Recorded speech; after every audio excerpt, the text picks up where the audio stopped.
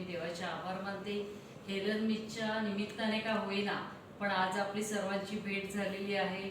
आणि एक विशेष करून जाणवतं की मराठी माध्यमाची मुलं जरी मराठी शिकून गेली तरी त्यांच्यामध्ये जो प्रेमाचा ओलावा असतो तो इंग्रजी माध्यमामध्ये दिसून येत नाही. 28 वर्ष झाली पण जी 10वी झाल्यानंतर मुलं अगदी कळकळीने भेटायला येतात ती इंग्लिश मिडियममध्ये जास्त आम्हाला दिसत नाही.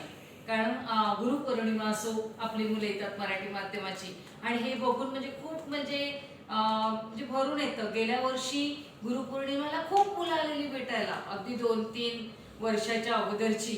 आणि आमच्या सिस्टर लुसी होते व्हाईस प्रिन्सिपल, त्यांना आश्चर्य वाटलं की मराठी माध्यमाच्या लॉबीमध्ये का मुलं जात आहेत. त्यांना प्रश्न पडला तर मग आम्ही त्यांना जाऊन समजावलं की आपल्या हिंदू धर्मियांची ती रीत आहे की ते गुरुला म्हणजे देव मानतात. त्यामुळे गुरु आहे, आज गुरुपौर्णिमा आहे तर देवा समान आहेत तर त्यासाठी ते भेटायला येत आहेत. पण काही कारणांमुळे म्हणजे शाळेमध्ये सगळ्यांनाच घेतलं जात नाही आणि त्यामुळे गैरसमज होतात. पण त्यावेळेला सिस्टरना प्रश्न पडला, फादर नव्हते वाटते त्यावेळेला, की असं का म्हणजे. तर त्यावेळेला त्यांना सांगितलं सिस्टर आमच्या मराठी माध्यमाची मुलं अशी आहेत ते शिक्षकांना भेटायला येतात, त्यांचा आशीर्वाद घ्यायला येतात.